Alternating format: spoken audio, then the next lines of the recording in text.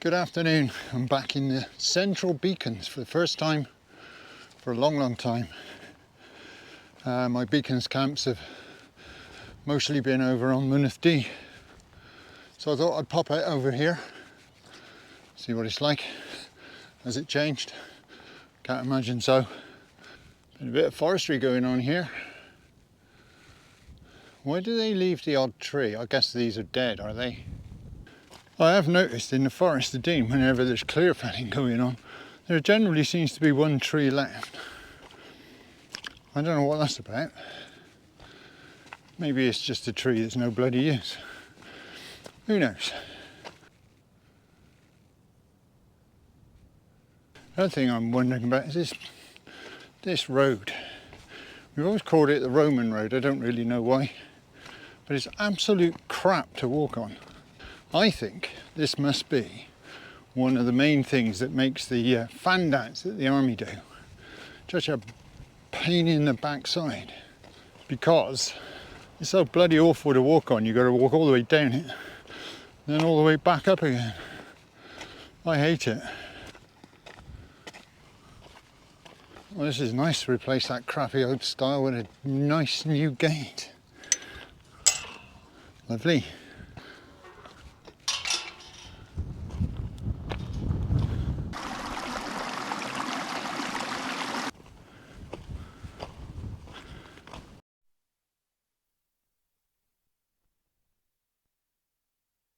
So I come off the main road, and there's this path here that basically goes straight up the side of the hill. Now in the past I have done it without stopping, but not today. So I'm about probably halfway up.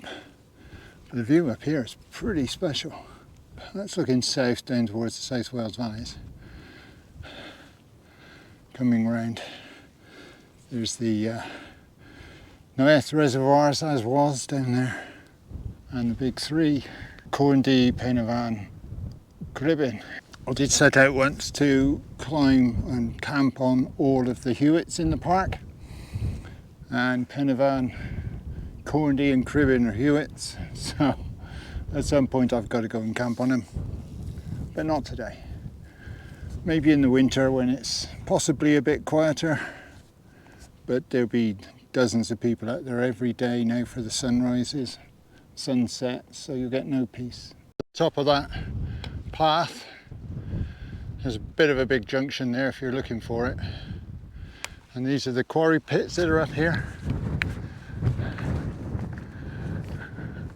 Well, I'm guessing quarry pits.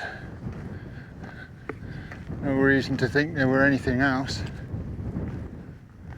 Quite extensive, these pits. Somebody's been building walls there.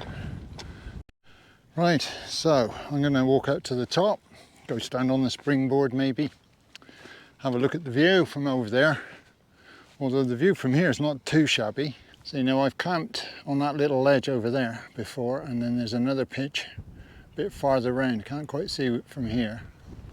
But look at this view, it's not too shabby at all. Like I say, it's windier than forecast, as always. So I'll go out to the top, have a look, see how windy it is over there. And I might come back this way, try and find something, at least where I can see the sunset or the sunrise or both. I've got the XDome 1 Plus with me again. This would probably be the strongest winds I've had it out in. The end of Fanabeg. Well, it's not really the end, but it's like the peak, if you see what I mean. Let me just step up here.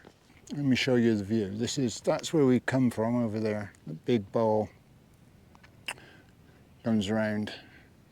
The Black Mountains in the distance over there comes on round. I think that might be the Morven Hills, but I'm not sure.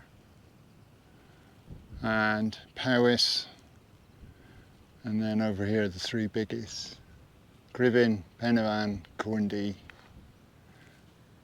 And then the other side of the Neve Valley going on back down. Pretty good, pretty good. And one other thing I want to show you here is this rock. This is called the springboard, and you can see why. So obviously the thing to do is to stand on the end, get your picture taken, but not in this wind. I have done it, of course. Yeah, it's 20 to 8, so I really ought to be thinking about finding somewhere. I've walked back from Fanabig, from the peak, back round to a place that I've come to a couple of times before, and Mike Easton, if you're watching, you'll know where this is.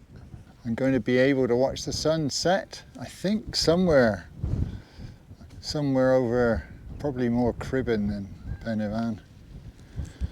And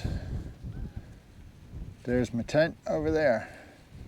But it's a lovely evening. There's a bit of haze on the horizon which might help the colour of the sunset I mean. I doubt I'll see the sunrise because I'm hoping to just sleep.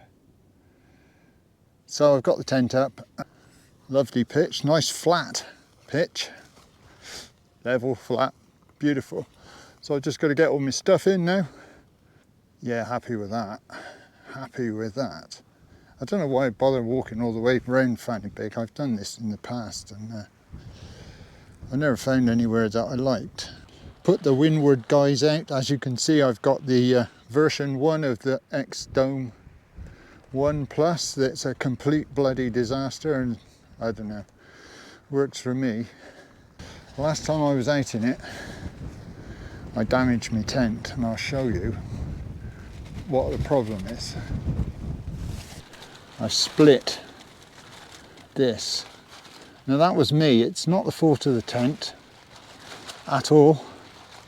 It was me. I was coming in, I slipped, my elbow went out and hit it right on the seam and split it.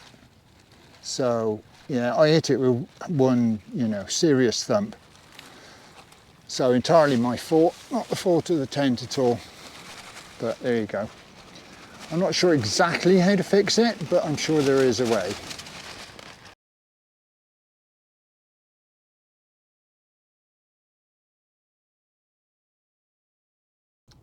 I've just had a couple just walk past, just had a chat with them. They were going to camp out tonight, but the lady is not quite as keen as she was because it is really cold. I mean, we're July, and it's really, really cold.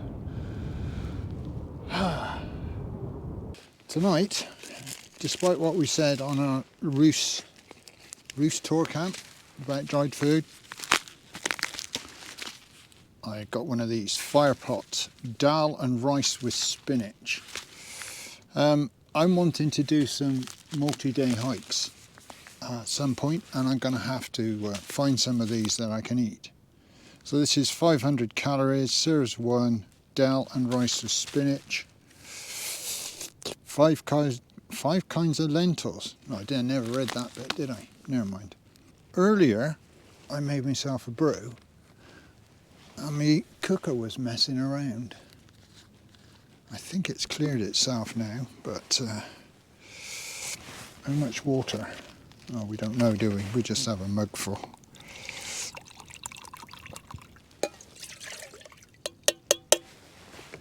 And stick it on the cooker. I've got the MSR pocket rocket. It was a bit of a damp squid earlier on. I don't know what was going on, but it took ages before it properly fired up. Appears to be all right now. Colours in the sky are just beautiful.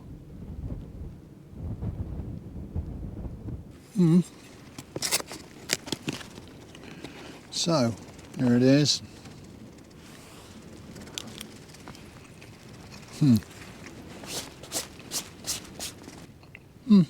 That's okay, actually. Nothing startling about it, but yeah, I can eat that. Right, time for the evening brew, and this time I'm having hot chocolate. That's all I could find to put the hot chocolate in.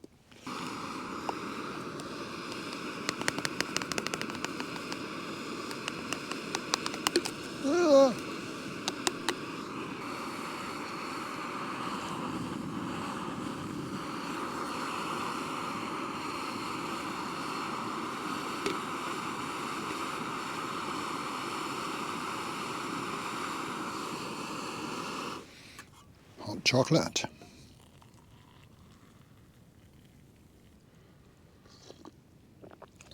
Yeah, that's nice. Right, I'm going to finish this and then I'm getting ready for bed, I think. I see Mr. Mister's released a video recently about, is ultralight worth the money? Do you need to be ultralight? All that sort of stuff. And he's right, really. But one thing I don't think he mentioned was age. And there's an imperative, really, I found, as I've got older, if I want to enjoy coming up here and carrying all my kit on my back, then that kit has to be as light as reasonably possible. I mean, when I first started camping, we were in canvas tents with canvas rucksacks, and then went on to the the outside ones with the outside aluminium frame and waxed cotton anoraks and heavy boots and all the rest of it. I couldn't do that. I couldn't do that now. I'm 72. I'm far too advanced in my years, and the decline, they reckon, starts when you're 30 now, don't they? There's no way I couldn't camp like that anymore. I wouldn't be able to. And if I had like a Hilleberg 3-point-something kilograms, craziness. I'd end up with at least 16, 17 kilograms in my bag. No, I can't do that. I have to go for lighter gear in order for me to be able to come up here. So my base weight, I weighed my base weight before I came out, and it was 8.1 kilograms, which isn't ultralight. It's probably not even light, I'm not sure. So you add the food to that, and a small tub of gas, and I've got 2 and a bit litres of water, then I'm looking at 11 and a bit kilograms. I did weigh it. It was 11 point something, can't remember. Now that I can manage, and that's fine. At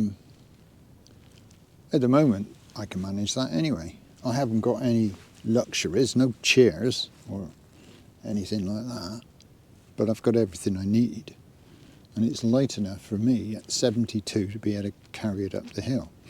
When I'm 74 or 78 or 80, hopefully it'll get even lighter, or I'll have to go up smaller hills. But I ain't going to spend 600-700 quid on a DCF tent, because I don't think it's worth it for me. Anyway, let me know what you think. I'll see you in the morning. Good night.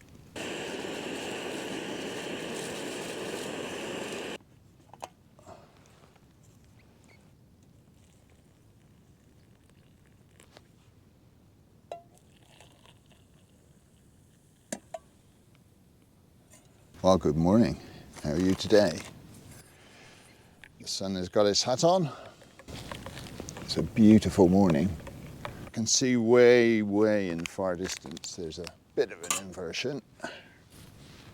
Just down there. And then way up near the mountains over there. But look at this.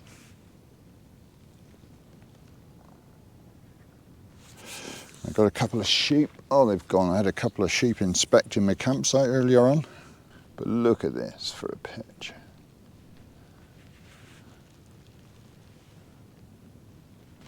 I wouldn't share it really, but it's pretty obvious lots of people camp here already. So, and the couple who went by yesterday, they didn't know it was here, but the instant they saw it, oh wow, let's go camping there. Oh, there's somebody already there. Shame. Right, I'm going to eat my breakfast and start packing up. Just waiting for the tent to dry. Oh, it's lovely, isn't it? I'm so tempted to go and walk over the big ones, but not with this big bag. I don't need the stress.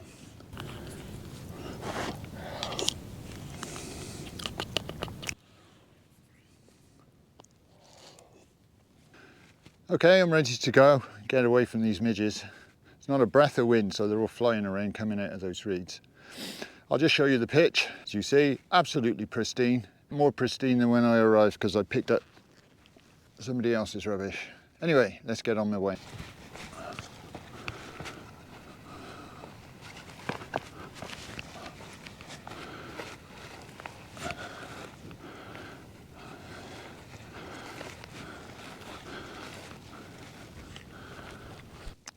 Okay, so I'm going to leave you here with this view behind me of the central Brecon Beacons. I'll have to walk back to the car by myself, nice and quiet, and I hope to see you in the next one. If you want to make sure, like and subscribe, press that little notification bell, and stay safe out there.